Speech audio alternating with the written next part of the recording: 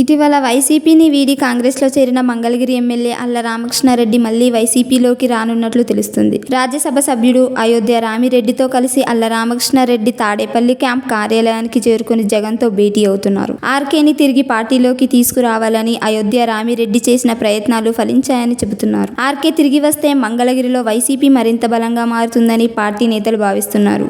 అల్ల రామకృష్ణారెడ్డి వరుసగా మంగళగిరి నియోజకవర్గం నుంచి 2 సార్లు విజయం సాధించారు. 2014-2019 ఎన్నికల్లో ఆయన గెలిచారు. 2019 ఎన్నికల్లో టీడీపీ జాతీయ ప్రధాన కార్యదర్శి నారా లోకేష్పై అద్భుత విజయం సాధించారు. అయితే మంత్రివర్గంలో జగన్కు చోటు కల్పించలేదు. దీంతో చాలా రోజుల నుంచి ఆర్కే అసంతృప్తితోనే ఉన్నారు. కానీ కొన్నాళ్ల క్రితం గంజి చిరంజీవిని పార్టీ ఇన్ఛార్జిగా నియమించడంతో రామకృష్ణారెడ్డి తన ఎమ్మెల్యే పదవికి, పార్టీ సభ్యత్వానికి రాజీనామా చేశారు. ఆర్కే రాజీనామా చేయడంతో ఆయనతో పాటు అనుచరులు సైతం రాజీనామా చేశారు. ఆ తర్వాత ఆర్కే కాంగ్రెస్ పార్టీలో చేరారు. వైఎస్ షర్మిల ఏపీ కాంగ్రెస్ చీఫ్గా ఎంపిక కావడంతో ఆమె వెంట నడవాలని నిర్ణయించుకున్నారు.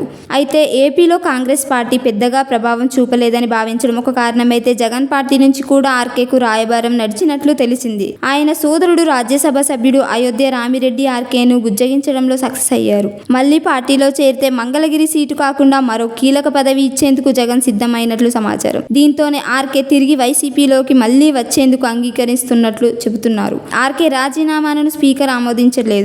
అందుకే ఆయన ఎమ్మెల్యే హోదాలోని మళ్లీ వైసీపీలోకి చేరతానని తెలిసింది. ఆర్కే తిరిగి వైసీపీలోకి వస్తే నారా లోకేష్కి ఈసారి కూడా సులువుగా ఓడించవచ్చన్న వైసీపీ ఆలోచన. ఇక కాంగ్రెస్లో చేరిన పెద్దగా యూజ్ ఉండదని, పోటీ చేసి డిపాజిట్ కూడా రాకపోతే రాజకీయ భవిష్యత్తు ప్రశ్నార్థకంగా మారుతుందని ఆర్కే భావించడం కూడా వైసీపీలోకి రీ ఎంట్రీకి కారణమని తెలుస్తుంది.